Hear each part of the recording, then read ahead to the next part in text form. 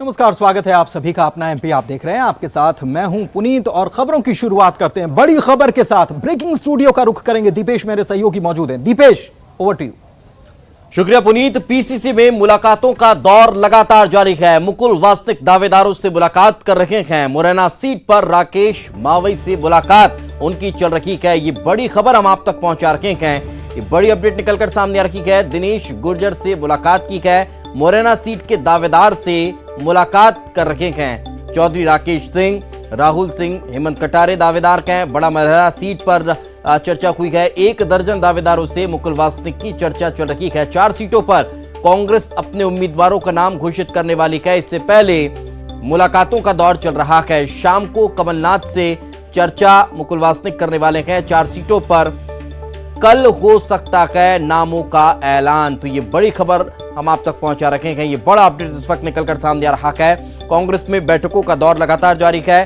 चर्चा चल रही है, बातचीत की जा रही है।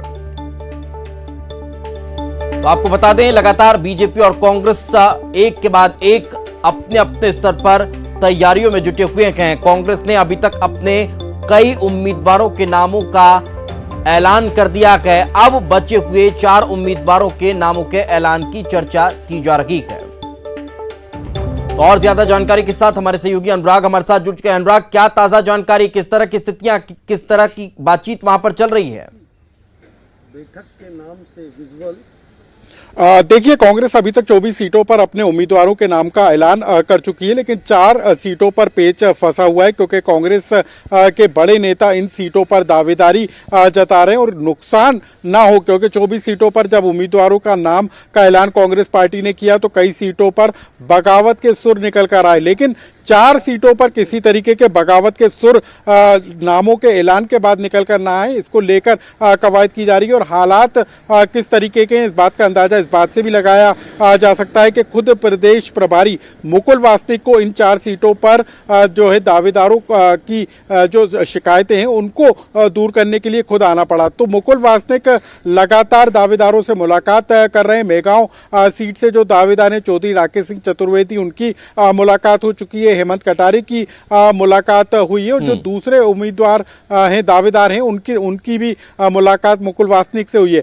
इसी तरीके से मुरैना सीट पर भी पेच फंसा हुआ है। यहां से राकेश मावई कांग्रेस के प्रबल उम्मीदवार हैं, दावेदार हैं वहां से, लेकिन इसके अलावा दिनेश गुर्जर का नाम अभी तेजी के साथ चल रहा है। दिनेश गुर्जर ने भी मुलाकात की है मुकुल वासनिक से, और इसके अलावा कई अपने समर्थकों को भी मुकुल वासनिक से उन्होंने मिलवाया है। तो कुल मिलाकर मुकुल वासनिक से दावेदारों के मिलने का सिलसिला लगातार जारी है। लेकिन अनुराग, इसके इतर एक सवाल यहाँ पर यह खड़ा हो रहा है कि कईयों को पहले ही पार्टी अपने पाले में रख पाने में, बचा पाने में नाकाम रही थी, तो क्या अभी जो नेताओं की मुलाकात चल रही है, दावेदारों की मुलाकात चल रही है, वे भी आर पार के मूड में हैं? यही वजह है कि अब उनसे सलाह मशवरा किया जा रहा है?